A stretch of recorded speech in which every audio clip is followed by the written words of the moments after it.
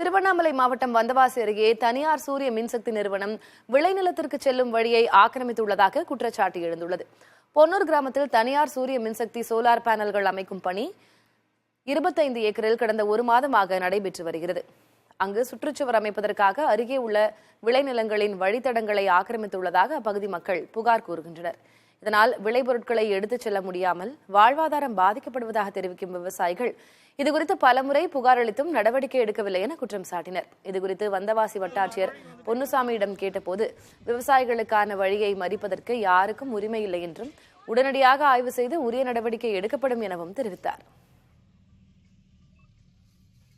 Solar கம்பெனிக்காரங்க எங்களுக்கு சுத்தி black பண்ணிட்டாங்க சார். உள்ள வர முடியாத அளவுக்கு பிளாக் பண்ணிட்டாங்க சார். எங்களுக்கு உள்ள வர முடியாது, நீ எங்க போய் பாத்துக்கிறியா பாத்துக்கன்னு சொல்லிட்டாங்க சார். நாங்க எங்க சார் நாங்க போறதுனாங்க இந்த நிலத்து விட்டு நாங்க எங்க சார் நாங்க போய் பழகிறதுனாங்க. எங்க நிலத்து விட்டு எங்களுக்கு வேற எங்கேயும் போய் பழக தெரியாது சார். அப்ப எங்க நாங்க எல்லாம் என்ன கெதியா சார் நாங்க ஆவறதுனாங்க. இந்த இடத்துல இந்த சோலார் கம்பெனி போடுறதுனால பயிர் எங்களுக்கு வழி இல்லாத இந்த பயிர் மொத்தம் நாஸ்தி ஆகிற மாதிரி இவங்க பண்ணி வச்சிருக்காங்க. அதனால இந்த இடத்துல இருந்து எங்களுக்கு வழி போற மாதிரி எங்களுக்கு பயிர் வைக்கிற மாதிரி இவங்க இடம் விட்டா போதும்.